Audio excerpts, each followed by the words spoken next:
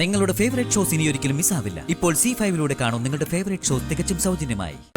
തന്റെ അച്ഛൻ വിളിച്ച് എന്നോട് ഒരു കാര്യം ആവശ്യപ്പെടുമ്പോ അത് പറ്റില്ല എന്ന് പറയാൻ എനിക്ക് എങ്ങനെ സാധിക്കും? തോൽപ്പിക്കാനുള്ള ചോദ്യങ്ങൾക്ക് പണ്ടും വരുണിന് ക്ഷാമമില്ലല്ലോ. ആ കുഴപ്പമില്ല. ഭാഗ്യമുള്ളവരെ സിനിമയിൽ നായികയാവും, ഭാഗ്യമില്ലാത്തവര് വീട്ടിനകത്ത് ഒതുങ്ങും.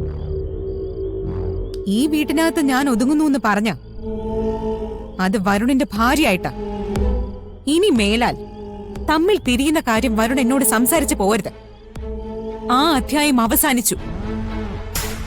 ഇനി ഞാൻ വരുണിന്റെ ഭാര്യ,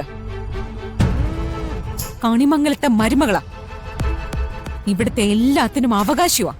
അത്രയ്ക്കൊക്കെ വാശിയിൽ താൻ ചിന്തിച്ചാലേ നടന്നതൊക്കെ എനിക്ക് മറ്റുള്ളവരോട് പറയേണ്ടി വരും.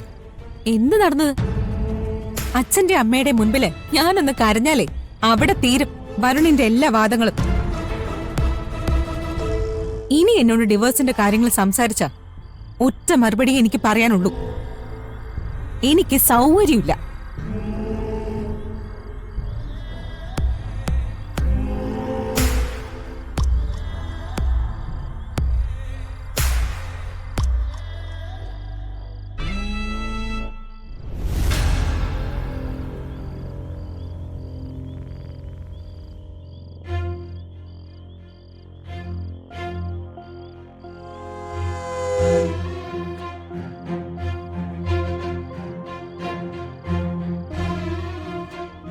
മോനെ,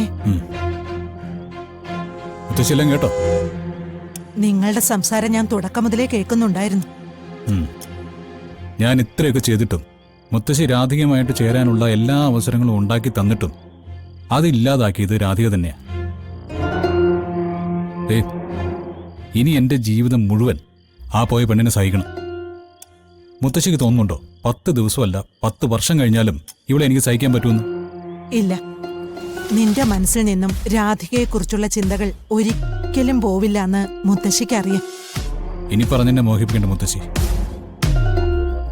രാധികയ്ക്കിപ്പോ എന്നോട് പിണക്കമാണ്. അയാൾ വല്ലാണ്ട് അകന്നിരിക്കുന്നു. അവളുടെ സാഹചര്യം അങ്ങനെയല്ലേ മോനെ? അവളെ എങ്ങനെ കുറ്റപ്പെടുത്താൻ പറ്റും? അവള് കുടുംബത്തെക്കുറിച്ച് ചിന്തിക്കും, അച്ഛനമ്മമാരെ കുറിച്ച് ചിന്തിക്കും, അനുജത്തിയെക്കുറിച്ച് ചിന്തിക്കും. അതൊക്കെ സ്വാഭാവികമല്ലേ? ഇപ്പൊ നിന്റെ ശരിക്കുള്ള പ്രശ്നം എന്താ? രാധികയുടെ പിണക്കമല്ലേ? അത് മുത്തശ്ശി തീർത്ത് തന്നാലോ? എങ്ങനെ? നീ ഒന്ന് ക്ഷമിക്കേ. രാധിക വന്ന് ഇവിടെ നിന്റെ അടുത്ത് നിന്നാ പോരെ? നല്ല രീതിയിൽ സംസാരിച്ചാ പോരെ? അതിനുള്ള മാർഗം നിനക്ക് കാണിച്ചു തരാൻ പറ്റിയില്ലെങ്കിൽ ഞാൻ എന്തിനാടാ നിന്നെ കൊച്ചുമോനെന്ന് വിളിക്കുന്നേ? മുത്തശ്ശിക്ക് കുറച്ച് സമയം താ,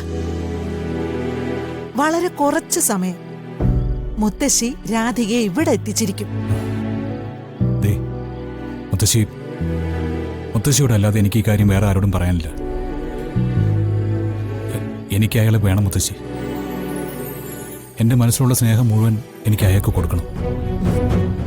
നീ അവളുടെ കഴുത്തിൽ കെട്ടിയ ഒരു താലിയുണ്ടല്ലോ, ഒരു താലിമാല. ആ മാല തന്നെയാണ് മാർഗം.